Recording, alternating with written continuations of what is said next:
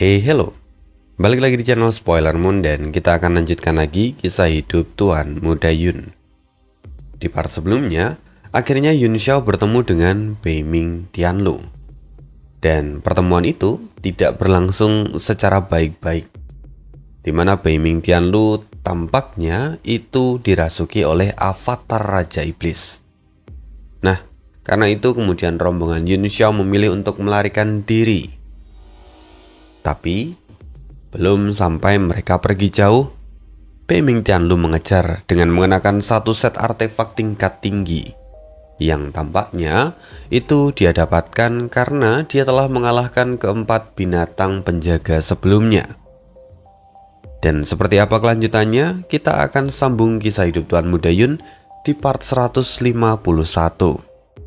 Yun Xiao terkejut melihat artefak tingkat tinggi yang dikenakan Bei Ming Tianlu. Dia dapat melihat bahwa keempat senjata itu merupakan wujud asli dari keempat binatang buas yang sebelumnya menjaga Bei Ming Tianlu. Masing-masing memiliki kekuatan senjata kelas 9. Walaupun kalau dipikir, yaitu hanya senjata kelas 9. Bukan sesuatu yang sangat mengejutkan. Tapi setelah keempat senjata itu digabungkan dan saling beresonansi, kemampuannya benar-benar naik ke tingkat yang mengerikan. Bahkan gabungan keempatnya kini mampu bersaing dengan artefak di tingkat transenden. Bo Yuking melihat itu juga dan wajahnya tampak suram. Sambil menggertakkan gigi, dia berkata, "Sial, rupanya keempat artefak itu adalah satu set lengkap." Peri air menatap Bei Ming Tianlu dengan wajah kosong. Dengan suara bergetar dia berkata, "Jadi keempat harta karun yang ditinggalkan oleh Dewa Laut pertama ternyata ada di sini. Tidak heran kalau mereka tidak pernah muncul selama bertahun-tahun." Sementara itu, Bei Ming Tianlu tertawa jahat. "Hahaha, kuat sekali. Benar-benar kekuatan yang luar biasa. Seperti yang kuduga dari senjata agung yang telah menindasku selama bertahun-tahun. Aku sekarang memaafkan dosa-dosa kalian di masa lalu." Segala kebencian dan kemarahan Bei Ming Tianlu pada keempat senjata itu kini telah padam. Suasana hatinya benar-benar sangat baik. Mata peri air memancarkan hawa dingin. Dia berkata, "Itu adalah harta karun yang ditinggalkan oleh pendahuluku. Artefak itu tidak boleh jatuh ke tangan orang luar." Dia lalu mengangkat satu tangan ke langit. Monster laut dalam kembali mengeluarkan suara aneh. Tutu yang berbadan paling besar menyemburkan seberkas cahaya hitam yang langsung meluncur ke bawah menuju ke arah Bei Ming Tianlu. Di bawah cahaya hitam itu, seluruh lautan mendadak terdiam. Tatapan Bei Ming Tianlu pun berubah menjadi dingin. Dia mengangkat pedang lebarnya dan ki pedang langsung meledak ke arah langit. Sementara itu, mahkota ungu, zirah emas dan juga sepatu awan yang dikenakannya memancarkan cahaya yang menyilaukan. Dalam sekejap, langit dipenuhi kilau emas yang membelah kegelapan dan menandingi cahaya hitam. Ledakan pun menggema. Ki pedang dan cahaya hitam bertabrakan di udara, memicu gelombang energi tak terbatas yang menyapu segala arah. Para anggota keluarga Bei Ming terkejut dan mereka berusaha mati-matian untuk melarikan diri. Namun mereka yang terlambat langsung tersapu oleh kekuatan itu dan berubah menjadi abu. Bahkan kapal Nuh juga bergetar hebat akibat benturan antara cahaya hitam itu dengan ki pedang emas yang dilepaskan Bei Ming Tianlu. Lingkaran cahaya emas memancar dari lambung kapal, membentuk penghalang pertahanan yang kokoh. Semua orang yang kini ada di atas kapal tercengang. Meskipun Beiming Tianlu juga berada di pusat ledakan energi, tetapi dia tetap tidak terluka sedikit pun. Dia masih berdiri di atas permukaan laut dalam dan berbalutkan cahaya keemasan. Dengan suara nyaring, dia tertawa terbahak-bahak. Hahaha, jadi inikah kekuatan monster laut dalam yang legendaris itu? Benar-benar tidak ada yang istimewa. Tawanya yang arogan, menggema di langit dan lautan, membuat semua orang tercengang.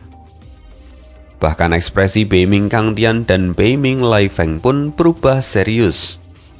Mereka mulai menyadari bahwa ada sesuatu yang tidak beres pada Beiming Tianlu. Yun Xiao dan Bo Yuking sama-sama tampak berkeringat dingin. Mereka sangat memahami serangan dari Tutu. Dan fakta bahwa Beiming Tianlu dapat menahannya dengan satu tebasan menunjukkan bahwa kekuatan dari Beiming Tianlu tidak berada di bawah Guang Yuan, bisa setara atau bahkan lebih tinggi. Tapi ini belum berakhir. Kelima anak Tutu meraung dan kemudian melepaskan cahaya hitam secara berurutan. Cahaya hitam itu kembali turun dari langit seperti penghakiman. Namun Beiming Tianlu hanya mencibir. Kalian binatang tak berbulu, kembalilah ke laut dalam. Aku bukan orang yang bisa kalian ancam. Ki pedang memadat di sekitar Beiming Tianlu. Dia memegang pedang dalam posisi menyerang, sementara cahaya keemasan menyebar ke segala arah.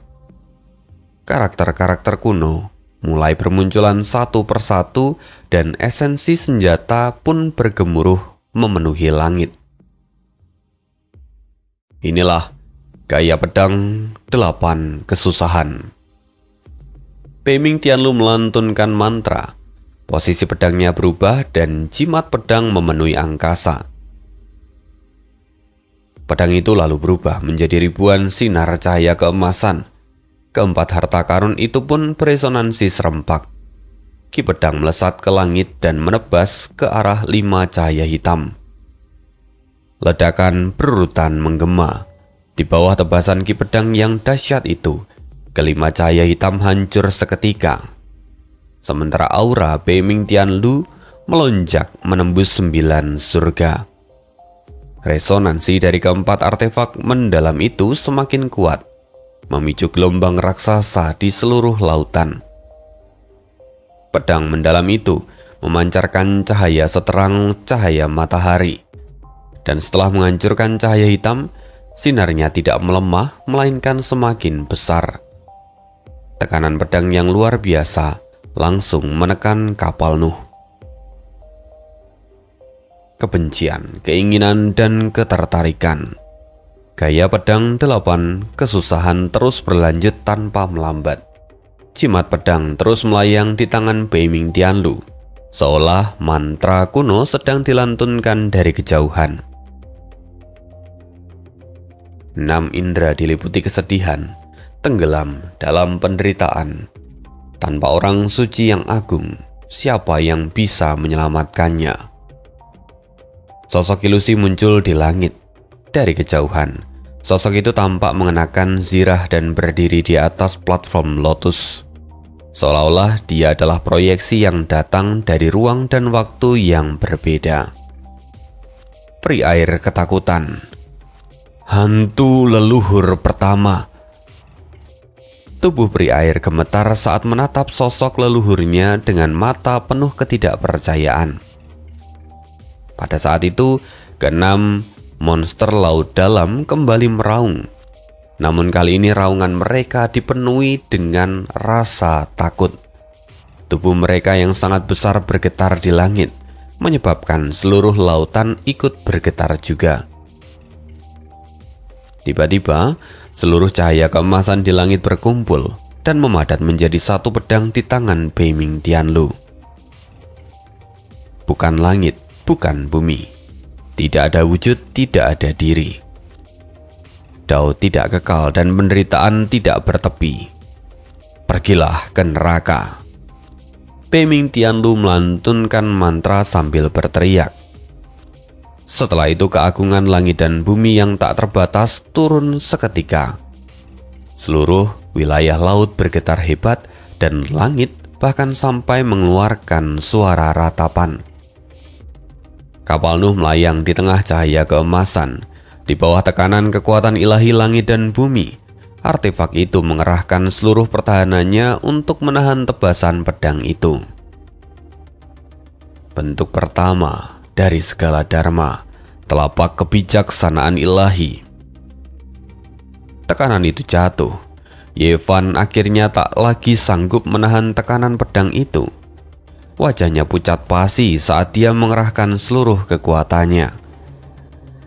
Sebuah telapak tangan emas raksasa melesat dari kapal Nuh dan kemudian menghantam kekuatan pedang yang tak terbatas. Yang lain juga memaksakan kekuatan mereka hingga batas tertinggi. Mereka melepaskan berbagai teknik pamungkas satu persatu. Bo Yuking pun ikut meraung. Dia menggunakan gerakan ketiga dari pedang ratapan hujan angin yang belum pernah ia gunakan sebelumnya. Raungan naga lalu mengguncang 9 surga dan berubah menjadi bayangan naga hijau yang mengaum dan menerjang ke depan. Ekspresi semua orang menjadi sangat serius. Roda emas berputar di sekitar tubuh mereka, sementara di tangan mereka terdapat bola emas. Seolah-olah matahari dan bulan, serta bintang berada dalam genggaman tangan mereka.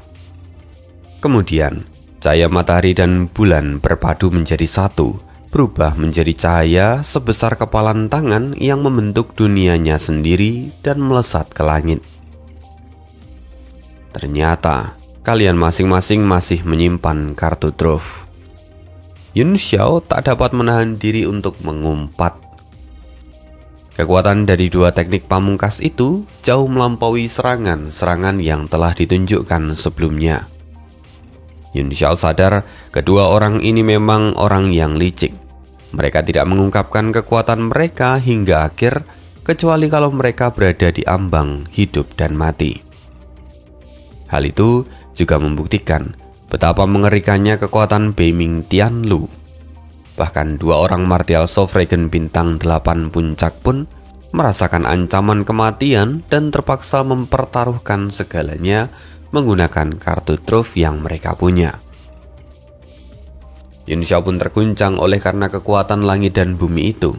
Dia tak berani menahan diri lagi. Dengan satu gerakan, dia menghunus pedang es miliknya. Embun beku seketika menyelimuti bilah pedang, serta fenomena aneh muncul di langit saat niat pedang yang tak terbatas menyebar. Pembunuh iblis, pemusnah bintang, cahaya fajar. 3 pedang menjadi 1, 10.000 pedang kembali ke asal. Pedang membelah bintang-bintang. Niat pedang yang agung melesat keluar, berubah menjadi bayangan pedang raksasa yang menembus langit. Pedang itu diselimuti es dan memancarkan ketajaman yang tak tertandingi. Yun Xiao sendiri kini berdiri di atas kapal Nuh. Dia memancarkan aura dari seorang penguasa. Kini, Yun Xiao dan Beiming Tianlu bagaikan matahari dan bulan yang saling berebut cahaya. Lakukan dengan seluruh kekuatan. Beiming meraung dalam hati. Di bawah tekanan kekuatan yang tak terbatas itu, sifat haus darah dalam garis keturunannya pun meledak. Tubuhnya berubah menjadi bentuk setengah iblis dan sisik-sisik mulai muncul di kulitnya. Pedang Wuying berubah menjadi merah darah. Singkirkan kekotoran, bentuk kesadaran dan semua makhluk hidup harus dipenggal di bawah stupa. Beiming lalu menyerbu dengan pedang di tangannya, mengikuti gelombang serangan yang tak terhitung jumlahnya. Yang lain juga ikut bergerak satu persatu.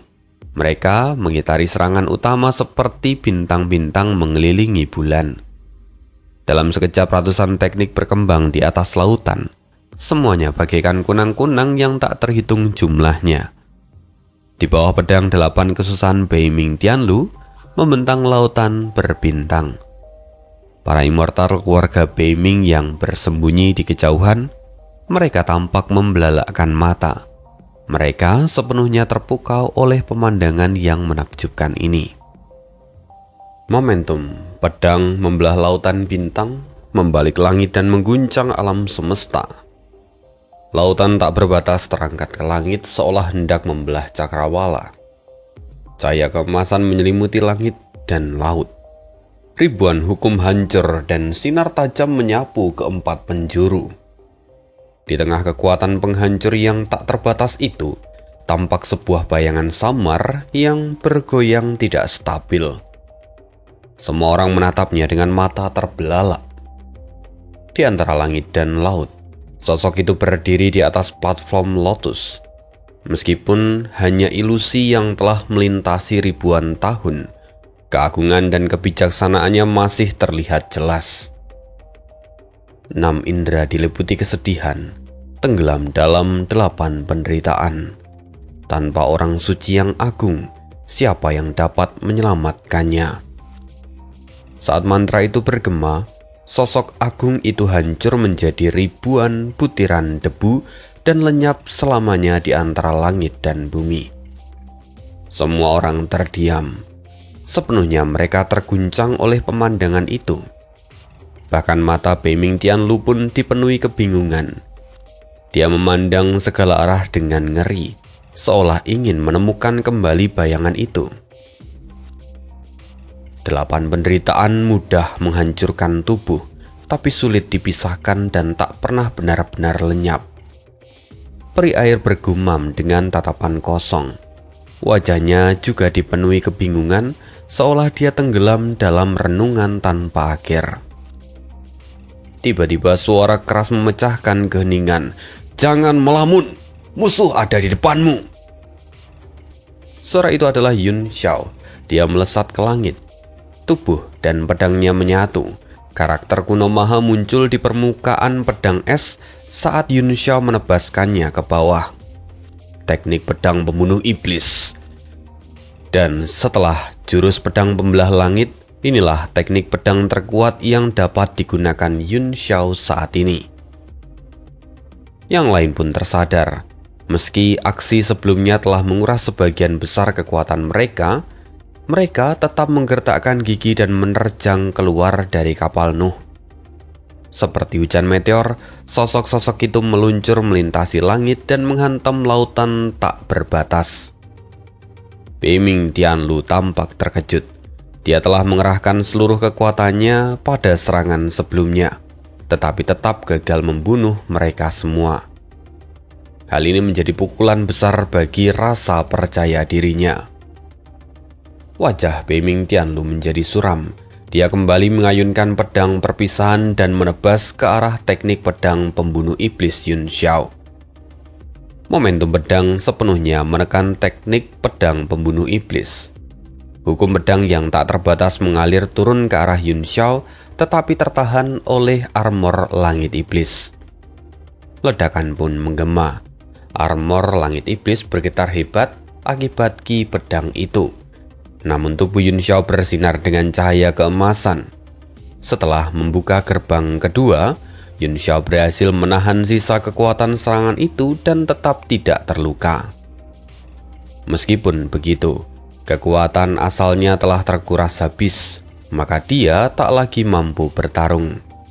Yun Xiao segera turun dari langit dan berdiri di atas permukaan laut yang bergelora. Dia membentuk segel tangan untuk memulihkan nafasnya. Dan pada saat itu, kilatan cahaya keluar di antara alisnya. Itu adalah monumen dewa. Dari sana, beberapa sosok lain juga melesat keluar. Mereka tak lain adalah Mo Xiaochuan dan yang lain. Semuanya berubah menjadi aliran cahaya dan menyerbu ke arah Beiming Tianlu. Saat ini, fakta bahwa Yun Xiao punya monumen dewa itu bukan lagi rahasia. Dan karena itu dia tak punya alasan untuk menyembunyikannya lebih lama. Mo Xiaochuan siap bertarung.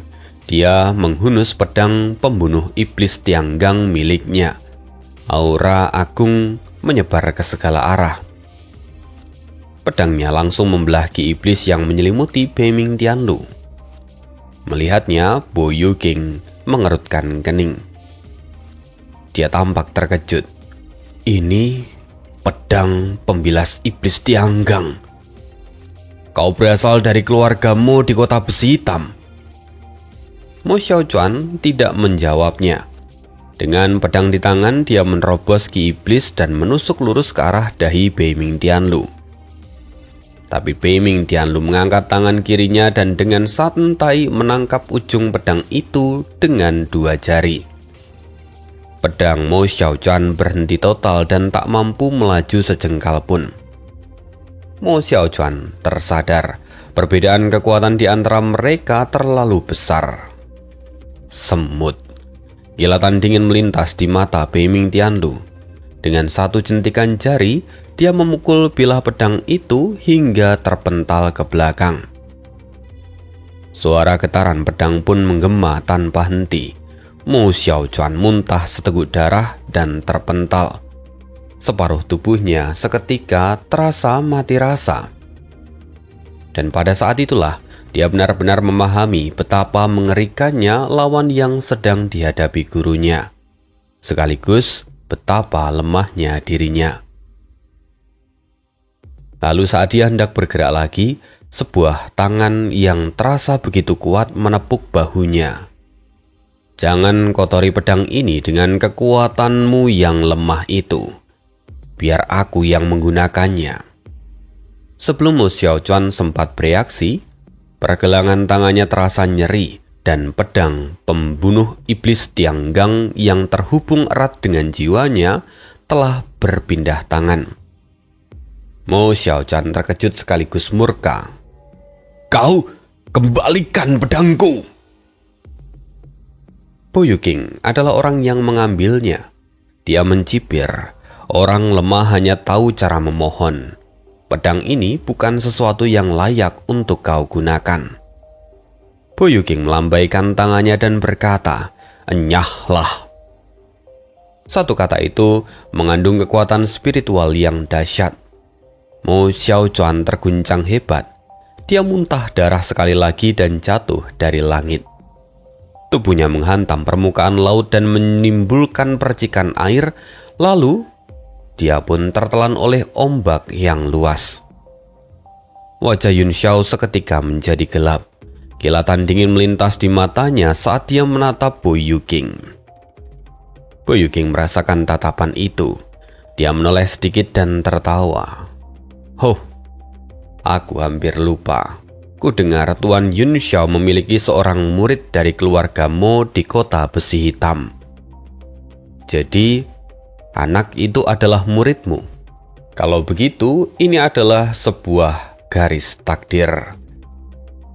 Pedang ini memang seharusnya ada di tanganku.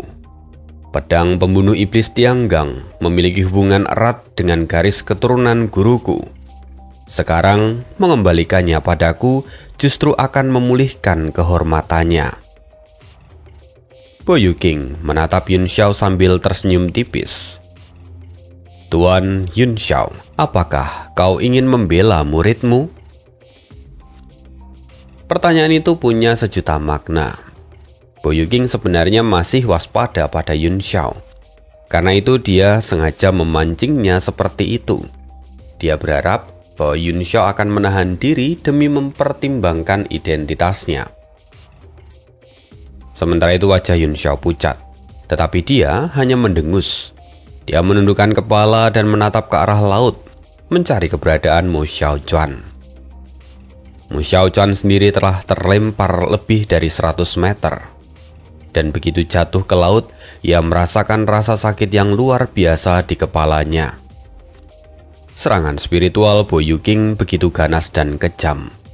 Dan kekuatan itu menghantam altar spiritual serta lautan kesadarannya secara langsung.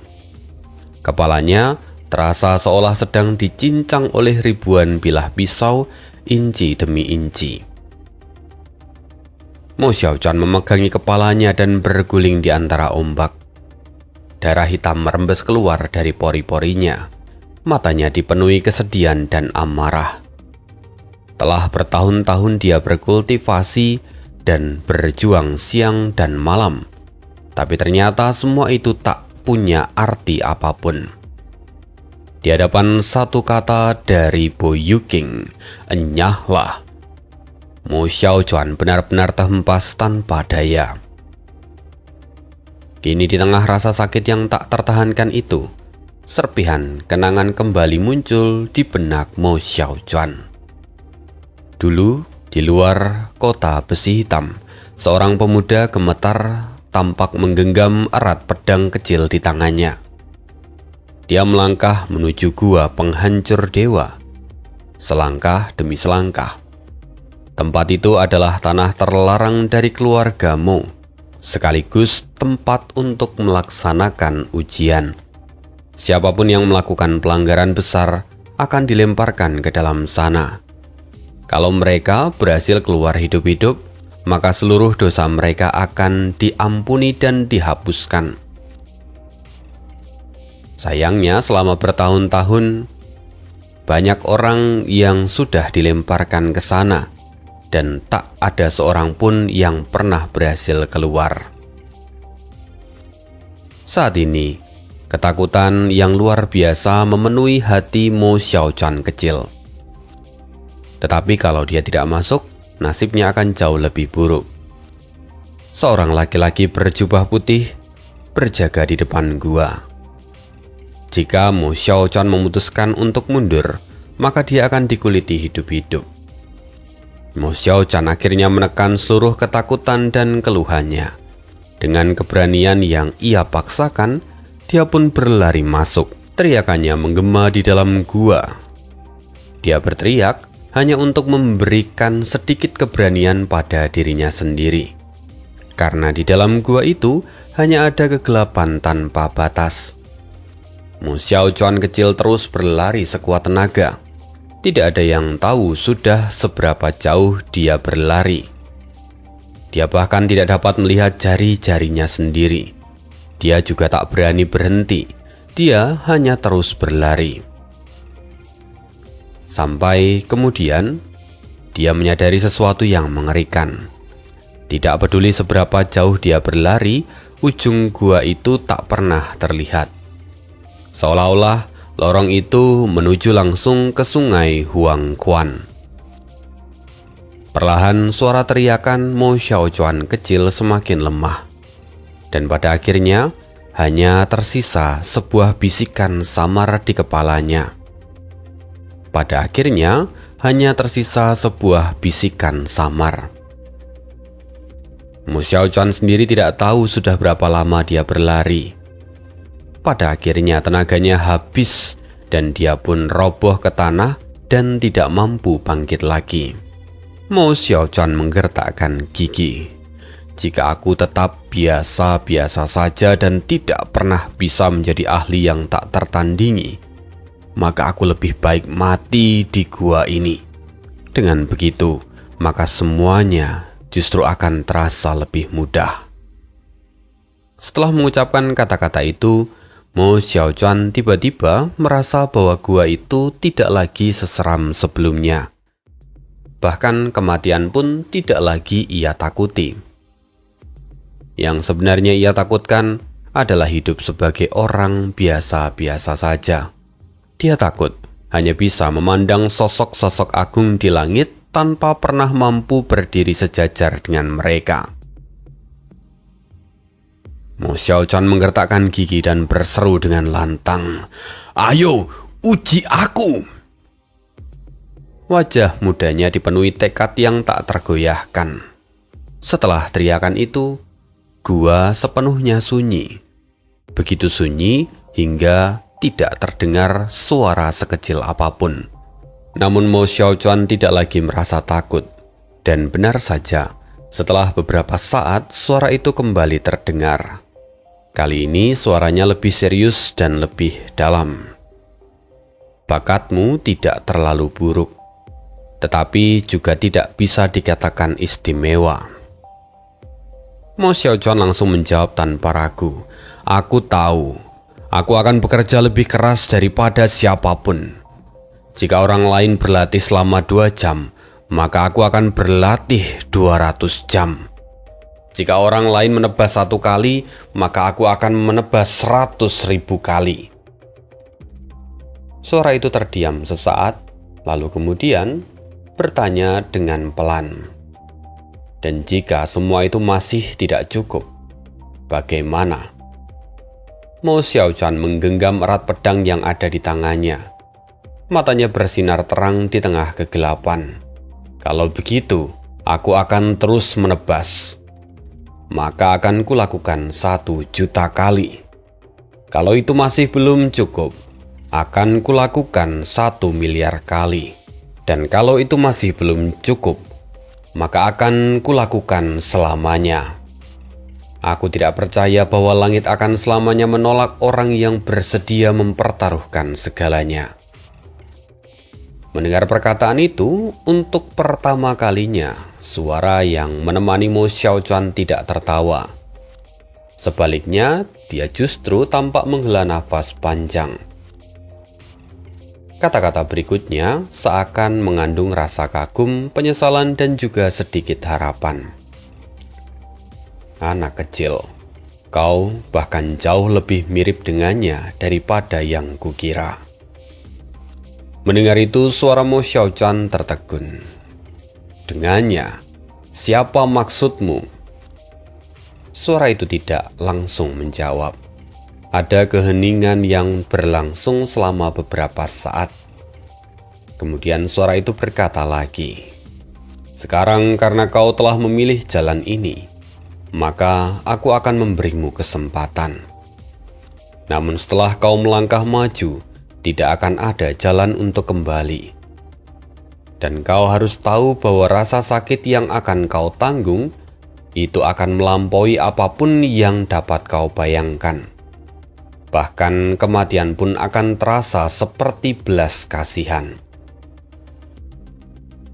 Mendengar itu, di tengah kegelapan, Mo Xiaochuan mengangkat kepalanya dengan tegap.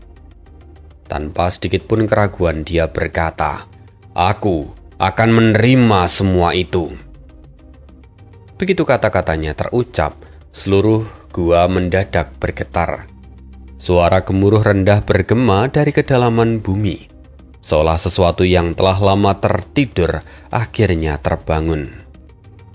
Kemudian 2 titik cahaya perlahan menyala di dalam kegelapan. Mata itu telah menatap dunia selama waktu yang tak terhitung, dan mata itu juga kini yang akan terus mengamati Mo Xiaochuan. Suara itu kembali terdengar. "Baiklah, karena kau telah setuju untuk melanjutkan ujian ini, maka apa yang akan terjadi berikutnya akan sangat menyakitkan. Aku akan menghancurkan tulang-tulangmu satu persatu. Setiap otot dan meridianmu akan dipelintir dan dibentuk ulang sedikit demi sedikit." Mendengarnya, Mo Xiaochuan tercengang. "Kau? Bagaimana bisa? Kau sekejam itu?" Suara itu kembali tertawa. "Hahaha, sudah terlambat untuk menyesal, karena aku sudah memutuskan. Kau akan berlatih di sini." Kepala Mo Xiaochuan mendadak terasa berat. Pandangan di hadapannya berputar, lalu kesadarannya pun lenyap. Saat ia terbangun, dia mendapati dirinya terbaring di atas sebongkah batu es. Udara dingin yang menusuk tulang membuat seluruh tubuhnya gemetar tanpa henti. Namun hal pertama yang terlintas di benaknya justru adalah kegembiraan. Apakah aku sudah lulus ujian? Suara itu tertawa sinis dan berkata, "Lulus? Kita bahkan belum mulai. Aku hanya menunggumu sampai kau sadar. Kalau udara dingin seperti ini saja sudah membuatmu menggigil, bagaimana kau akan menahan rasa sakit ketika seluruh tulangmu dihancurkan?" Mendengar itu, Mo Xiaochuan seakan tertampar. Tetapi mengingat apa yang telah terjadi pada dirinya, mengingat dendam tentang kematian ayahnya, dia menggertakkan gigi dan berkata, "Baiklah, Ayo segera mulai. Suara itu tertawa. Bagus sekali. Aku paling suka orang yang keras kepala sepertimu. Dengan ini, maka aku bisa menyiksamu dengan cara yang paling kejam. Di tengah-tengah kegelapan itu, bayangan hitam perlahan muncul. Sosok itu bergerak mendekati batu tempat Mo Xiaochuan terbaring. Wajah setampan ini kira-kira akan menjadi seperti apa kalau dipelintir. Mo Xiaochuan tersenyum getir. Kilat dingin melintas di dalam kegelapan. Riak energi yang kuat menyebar dari tangan bayangan hitam itu. Mo Xiaochuan samar-samar melihat sebilah pisau kecil muncul, lalu perlahan turun ke arah tubuhnya. Hawa dingin dari pisau itu membuat seluruh tubuhnya merinding. Namun ia teringat pada sumpahnya sendiri. Ia menggertakkan gigi dan memaksakan diri untuk tetap diam. Aku akan menggunakan bilah penciptaan ini untuk mengubah tubuhmu. Kau akan menjadi sarung pedang yang sempurna. Mo Xiaochuan terkejut. Sarung pedang? Kau ingin mengubahku menjadi sebuah benda? Ia terkejut. Dia mencoba untuk berontak, tapi tubuhnya tak bisa digerakkan. Ketakutan mulai memenuhi wajah Mo Xiaochuan. Tunggu, aku ingin menjadi kuat. Aku tidak ingin menjadi sarung pedang. Suara itu tertawa lagi. Sudah terlambat untuk menyesali keputusanmu. Mulai saat ini, hidup dan matimu tidak lagi berada di tanganku. Semua akan bergantung pada kemauanmu sendiri. Jika hatimu cukup kuat, kau akan bertahan di bawah bilah penciptaanku. Kalau tidak, keberadaanmu hanya akan menambah satu kerangka lagi di gua ini. Jeritan memilukan menggema di seluruh gua. Pisau itu telah menembus daging dan tulang Mo Xiaochuan. Tanpa ada belas kasihan, pisau itu mengikis dan memotong setiap bagian tubuhnya. Bayangan hitam itu tidak terlihat menyesal. Justru dia terlihat sangat menikmati penderitaan Mo Xiaochuan. Dia tertawa puas sambil memutar pisau kecil itu ke dalam tulang Mo Xiaochuan. Rasa sakit yang tak terlukiskan membuat tubuh Mo Xiaochuan basah oleh keringat dingin. Dia benar-benar merasa diambang kehancuran. Jangan khawatir, aku telah menanamkan mantra padamu. Kau tidak akan pingsan. Sebaliknya, kesadaranmu akan semakin jernih dan kau akan merasakan setiap detik rasa sakit ini. Sampai pada akhirnya kau tak akan sanggup lagi dan mati dalam kesengsaraan. Mo Xiaochuan nyaris putus asa. Dia bahkan tak lagi mampu bicara. Dia hanya bisa terus menjerit. Menjadi orang kuat tidak pernah mudah, terutama bagi orang biasa sepertimu. Bakat memang penting, tetapi ujian sesungguhnya adalah hatimu sendiri. Di bawah langit bela diri surgawi, dunia hanya sebesar hati seorang laki-laki. Semua orang yang mati di sini bukan karena mereka kekurangan bakat, tapi mereka mati karena hati mereka terlalu kecil. Dan mereka gagal memuaskanku. Hari ini jika kau gagal, maka kau juga akan mati. Setelah tertawa beberapa saat, suara itu tiba-tiba berubah menjadi muram. Hanya tersisa satu kerangka kosong di dunia ini, dan waktuku sendiri tak banyak lagi. Namun Mo Xiaochuan hampir tak lagi mampu memahami kata-kata itu. Satu-satunya yang tersisa dalam dirinya saat ini hanyalah rasa sakit. Waktu berlalu sedikit demi sedikit, seolah satu abad sudah terlewati. Jeritan Mo Xiaochuan makin lama makin lemah. Tenggorokannya robek hingga berdarah. Bahkan untuk mengerang pun kini sudah terasa seperti siksaan. Namun dia tetap bertahan. Tidak buruk, sungguh tidak buruk. Suara itu tertawa lagi. Kau masih belum mati. Sungguh, kau memang berada di luar dugaanku. Aku telah menghancurkan dan membentuk ulang seluruh tubuhmu. Mo Xiaochuan terengah-engah. Dengan suara yang hampir tak terdengar, dia bertanya, apakah aku sudah lulus ujian? Setiap kata yang ia ucapkan terasa seperti merobek tenggorokannya sendiri. Lalu suara itu tertawa. Kamu baru melewati tahap pertama. Aku baru menghancurkan tubuhmu sekali. Masih ada 8 tahap lagi. Dan setiap tahapan akan 2 kali lebih menyakitkan daripada tahapan sebelumnya. Mendengar itu, Mo Xiaochuan tersenyum lemah.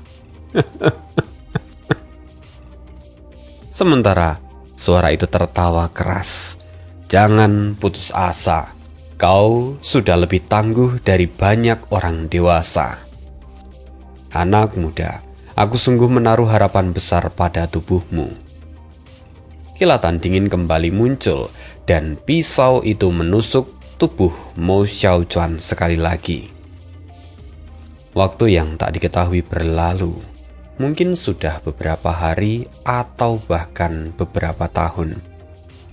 Bagi Mo Xiaochuan, semua itu terasa seperti melewati satu era. Rasa sakit yang terus-menerus akhirnya melumpuhkan seluruh indera perasanya. Tubuhnya masih hidup, namun hatinya perlahan mati rasa.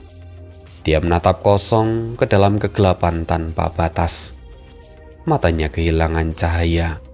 Keinginan untuk hidup dan mati pun kini perlahan menghilang. Setelah waktu yang sangat lama, suara itu terdengar lagi. Kali ini, nadanya bergetar karena kegembiraan yang tak mampu ia sembunyikan. Sungguh, kau benar-benar masih hidup. Mo Xiaochuan tetap menatap kegelapan itu dengan tatapan kosong. Tubuhnya memang belum mati, tapi jiwanya nyaris hancur. Setelah bertahun-tahun, akhirnya aku menemukan seseorang yang dapat menjadi wadah pedangku. Suara itu dipenuhi kegembiraan dan emosi yang tak terlukiskan. Di tengah kegelapan, sepasang mata ungu perlahan muncul. Warna ungu itu sebening kristal, cemerlang dan murni. Aku akan menyegel kenangan menyakitkan ini. Suatu hari nanti, ketika kau mengingatnya kembali, kau akan memahami makna dari semua yang kulakukan hari ini. Dan mulai saat ini, kaulah satu-satunya pemilik pedang pembunuh iblis Tianggang. Apakah kau akan menjadi budaknya atau justru menjadi tuannya? Semua akan bergantung pada dirimu sendiri. Setelah mengatakan itu, suara itu pun lenyap ke dalam kedalaman gua. Mo Xiaochuan tidak lagi ingat bagaimana dia bisa keluar dari gua itu. Bahkan seluruh kejadian di dalam gua itu telah ia lupakan begitu ia melangkah keluar. Namun pada saat ini, di tengah lautan, semua kenangan yang tersegel terbuka satu persatu. Rasa sakit hebat di kepalanya kini telah lenyap sepenuhnya. Pupil mata Mo Xiaochuan mengecil. Perlahan-lahan, dia teringat kembali penderitaan ketika seluruh tulangnya dihancurkan 9 kali. Wajahnya pucat pasi, tubuhnya gemetar hebat di tengah gulungan ombak. Lalu, suara yang telah lama menjadi mimpi buruknya kini kembali terdengar di benaknya. Bocah, akhirnya kau mengingatku. Tampaknya ini menjadi awal kebangkitan kekuatan dari Mo Xiaochuan. Dan kita akan tengok dulu di bagian atas lautan. Boyuking kini menggenggam pedang pembunuh iblis Tianggang dengan mata berbinar dan penuh kegembiraan. Tangan kirinya kini membentuk segel demi segel. Sinar cahaya memancar dari pedang itu, lalu meledak menjadi hamparan aturan pedang yang tak terhitung jumlahnya. Semua itu membentuk awan pedang di sekitar tubuh Boyuking. Sementara itu, di kejauhan, kekuatan Beiming Tianlu telah banyak terkuras setelah menggunakan gaya pedang 8 kesusahan. Namun, meski dikepung banyak orang, selain Bing Chen dan pejabat yang masih mampu menahannya, yang lain tidak lebih dari sekedar semut di matanya. Satu gerakan saja sudah cukup untuk memaksa mereka mundur. Tak jauh dari sana, 6 monster laut dalam akhirnya keluar dari ketakutan mereka dan kembali membuka mulut. Cahaya hitam pekat kembali ditembakkan. Kekuatan cahaya hitam itu begitu dahsyat hingga langsung menyegel ruang di sekitarnya. Tak ada jalan untuk menghindar. Sialan! 6 binatang tak berbulu ini benar-benar merepotkan. Beiming Tianlu murka. Meskipun kekuatan 4 artefak masih menyokong tubuhnya, dia dapat dengan jelas merasakan bahwa resonansi dari keempat artefak itu kini mulai melemah. Dan jika dia terus menerima serangan cahaya hitam penghancur dunia itu, maka cepat atau lambat dia pasti akan mati. Kini, Beiming Tianlu memadatkan ki pedangnya, membentuk sebuah penghalang di sekitar tubuh. Ledakan terjadi saat cahaya hitam menghantam penghalang itu, memicu gelombang energi yang mengguncang langit dan juga laut. Mata Beiming Tianlu bersinar dengan cahaya ungu iblis. Tubuhnya berkelebat dan lenyap dari tempatnya berdiri. Ekspresi Yun Xiao tenggelam. Dia meraung. Dia ingin membunuh Tutu dan anak-anaknya. Keenam monster laut dalam itu adalah kekuatan utama mereka saat ini. Kalau keenam monster laut dalam itu sampai terbunuh, maka semua orang akan berada dalam bahaya besar. Walaupun memang berdasarkan pertarungan sebelum-sebelumnya, Yun Xiao tahu kalau ketahanan mereka itu luar biasa dan tidak akan mudah dibunuh. Namun, saat ini yang menghadapi mereka adalah Beiming Tianlu. Kekuatannya mengerikan, apalagi dengan gerakan andalannya pedang 8 kesusahan. Kalau sampai mereka lengah sedikit saja, maka salah satu dari mereka pasti akan terbunuh. Mendengar peringatan Yun Xiao, peri air terkejut dan segera menunjuk ke langit. Awas, di sana! Dan benar saja, Beiming Tianlu telah muncul di depan salah satu dari monster laut dalam itu. Pada saat yang sama, ki pedang melonjak dan hukum pedang yang tak terhitung jumlahnya jatuh dari langit. Tiba-tiba, seberkas cahaya keemasan muncul dan membentuk sebuah lingkaran besar pelindung. Itu adalah kapal Nuh. Yevan kini berdiri di atas haluan kapal. Kedua tangannya membentuk segel saat dia mengendalikan kapal perang raksasa itu untuk menahan serangan. Beiming Tianlu terkejut. Di matanya, kapal Nuh membesar dengan kecepatan yang luar biasa, menutupi langit dan menekan ke arahnya. Sialan! Ki iblis di tubuhnya melonjak tak terbatas. Dalam sekejap dia menjadi raksasa. Dia mengangkat pedangnya dan menebas dengan seluruh kekuatannya.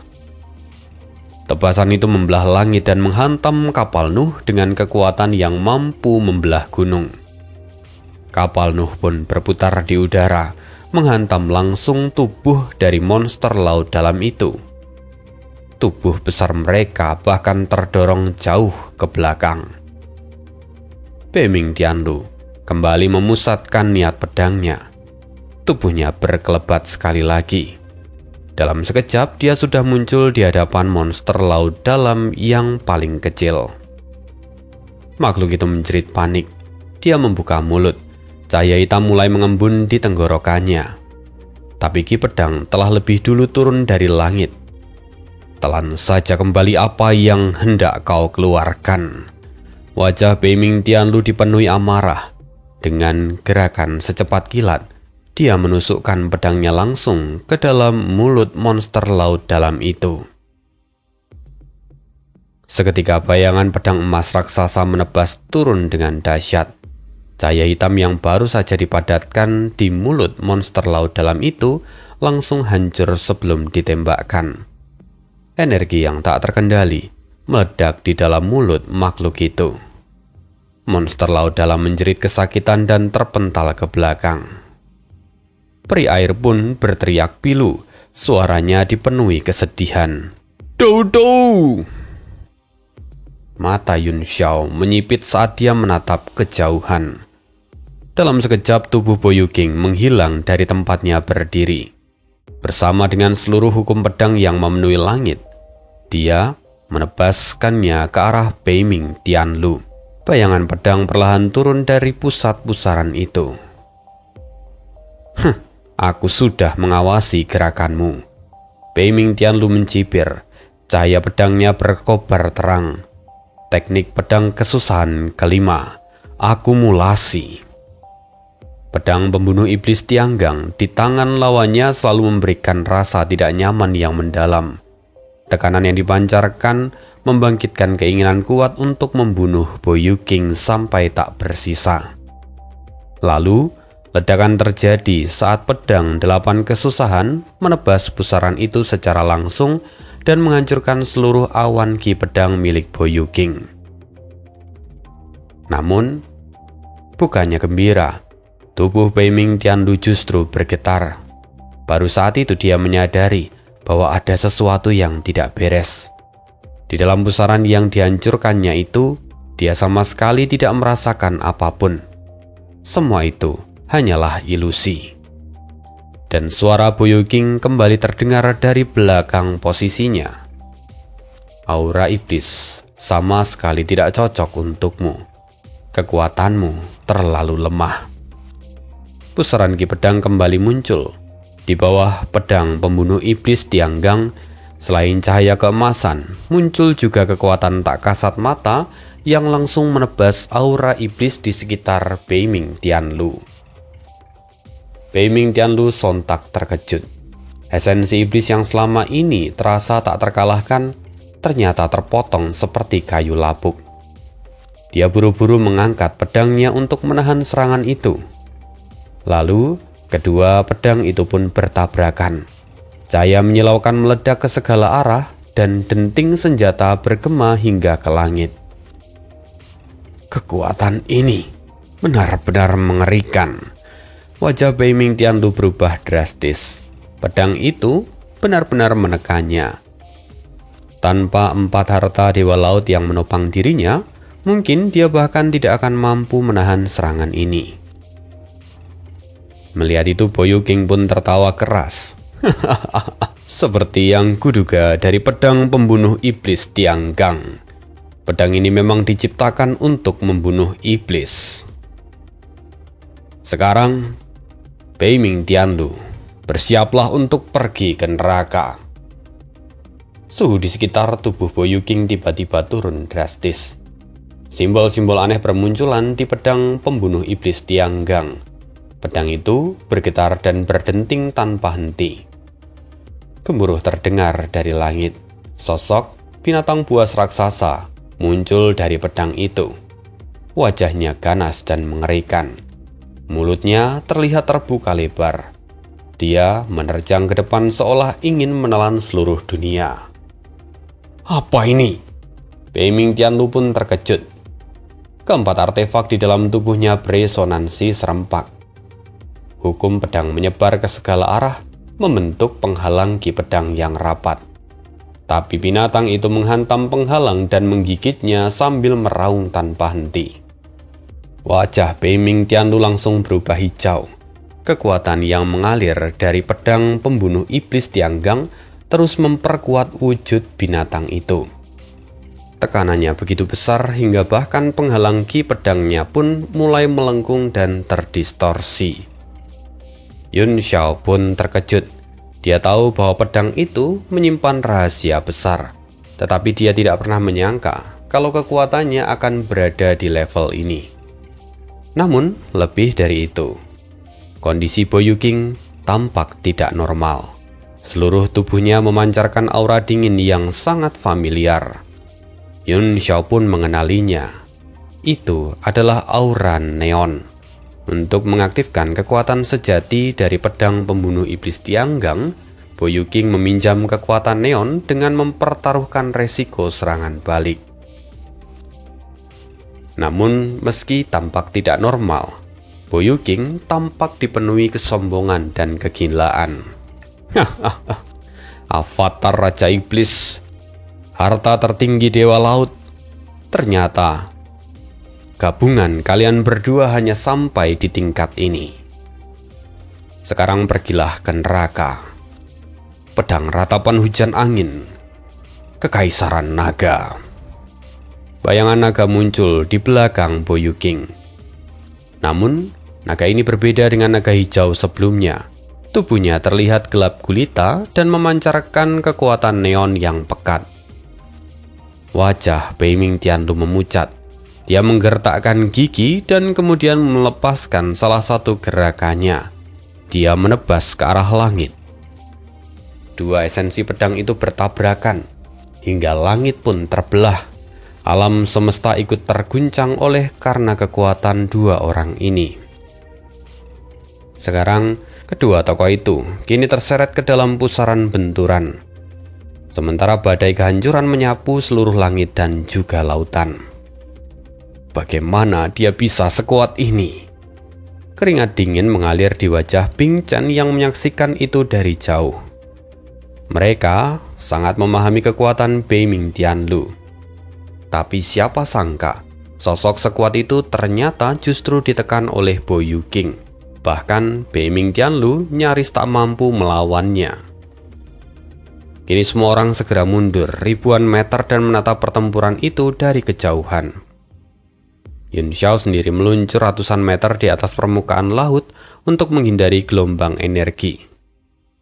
Dan di tengah langit yang hancur serta badai energi yang mengamuk, wajah Boyuking tampak menyeramkan. Kulitnya perlahan mulai menghitam. Dia tertawa. Kekuatan yang luar biasa. Roh pemakan langit, tubuh neon dan energi iblis. Mulai sekarang semuanya adalah milikku. Badai energi yang tak berujung menghantam tubuh Boyuking, meninggalkan lubang-lubang menganga di sekujur tubuhnya. Namun semua itu tak mampu menghentikan langkahnya. Selangkah demi selangkah, Boyuking terus maju dan menuju ke arah Beiming Tianlu. Seringai mengerikan muncul di wajahnya. Aku akan menerima esensi iblis ini dengan baik. Setelah menyerap semuanya, aku akan memberimu kemuliaan tertinggi. Jantung Beiming Tianlu bergetar hebat. Di bawah tekanan roh pedang dan juga pedang pembunuh iblis Tianggang, ki iblis di tubuhnya terus-menerus dilahap.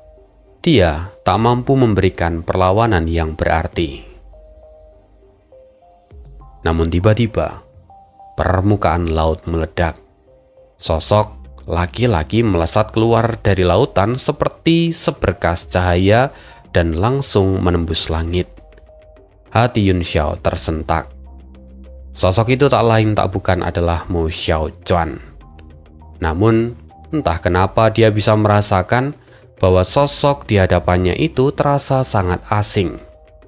Terlebih lagi aura yang terpancar dari tubuh Mo Xiaochuan. Sungguh, aura itu sangat kuat dan menimbulkan tekanan yang menyesakkan. Boyuking juga menyadarinya. Dia terkejut. Apa yang terjadi? Tiba-tiba pedang pembunuh iblis Tianggang yang saat ini ia pegang bergetar hebat seolah hendak melepaskan diri. Mustahil, kau hanyalah martial Sofragen tingkat menengah. Kau tidak layak untuk memperebutkan pedang ini denganku. Mo Xiaochuan melangkah ke dalam badai ki pedang tanpa menderita satupun luka. Senyum dingin terukir di wajahnya. Dia berkata, Jadi itulah sebabnya kau mampu menggunakan roh pemakan langit. Rupanya kau punya kekuatan neon. Mo Xiaochuan mengangkat tangannya dan membentuk segel. Seketika, pedang pembunuh iblis Tianggang meledak dengan cahaya menyilaukan, lalu terbang keluar dari tangan Bo Yuqing dan kembali ke tangan Mo Xiaochuan. Melihat itu wajah Beiming Tianlu dipenuhi kegembiraan. Kilatan niat membunuh melintas di matanya. Sekarang pergilah ke neraka. Pedangnya menebas lurus ke bawah. Bo Yuqing yang telah kehilangan pedang andalannya kini tampak pucat. Dia buru-buru mengangkat kedua tangan dan menahan tebasan itu hanya dengan tubuh fisiknya. Ledakan darah menyembur dari telapak tangannya. Tubuhnya terpental mundur dan seteguk darah keluar dari mulutnya. Sementara Mo Xiaochuan mendengus pelan. Tatapannya dipenuhi kelembutan saat dia membelai bilah pedang pembunuh iblis Tianggang. Hukum pedang yang tak terhitung jumlahnya muncul dari kehampaan. Mereka semua terlihat menari di sekitar Mo Xiaochuan. Yun Xiao pun terkejut. Pedang itu bahkan mampu beresonansi dengan hukum dunia. Siapa sebenarnya orang ini? Apa yang terjadi pada Mo Xiaochuan? Setelah memukul mundur Bo Yuqing, Beiming Tianlu segera memusatkan perhatiannya pada Mo Xiaochuan. Tatapannya pun penuh kewaspadaan. Siapa kau? Mo Xiaochuan tertawa kecil. Dia mengangkat pedangnya tinggi-tinggi. Matanya dipenuhi penghinaan dan belas kasihan. Apa kau benar-benar mengira kalau dirimu adalah reinkarnasi Raja Iblis hanya karena kau menyerap sedikit esensi iblis miliknya? Kau benar-benar menggelikan. Mendengar itu Beiming Tianlu murka. Tak seorang pun pernah memandangnya dengan hina seperti ini. Tapi kemudian Mo Xiaochuan mengayunkan pedangnya. Debu merah menatap Hao Yue. Itu adalah gerakan pertama dari teknik Ki Agung 1000 kaki. Gerakannya seperti bulan purnama yang terbit dari lautan. Cahayanya menerangi masa lalu dan masa kini. Seketika Beiming Tianlu menghirup udara dingin. Wajahnya seketika pucat. Di langit, di bawah ki pedang, bayangan bulan perlahan muncul. Di tengah hukum pedang yang tak terhitung jumlahnya, roh pedang akhirnya membuka mata. Cahaya bulan di belakangnya menerangi seluruh permukaan laut. Pedang tak kasat mata jatuh dari langit. Dia tidak membelah dunia. Beiming Tianlu tampak suram. Sementara mata Yun Xiao dipenuhi keterkejutan. Sebenarnya, siapa sosok yang ada di dalam tubuh Mo Xiaochuan? Dan sebenarnya, kisah Mo Xiaochuan itu dulu pernah disinggung, tapi memang belum sampai akhir. Dan disinilah pembahasan yang terjadi ketika Mo Xiaochuan berada di dalam gua penghakiman itu. Nah, sekarang Mo Xiaochuan mendapatkan kekuatan besar, tetapi tampaknya dia tidak sadarkan diri. Dan lalu, apa yang akan terjadi berikutnya? Bagaimana Yun Xiao akan mengatasi masalah ini? Kita cukupkan untuk hari ini. See you again di next video, dan bye.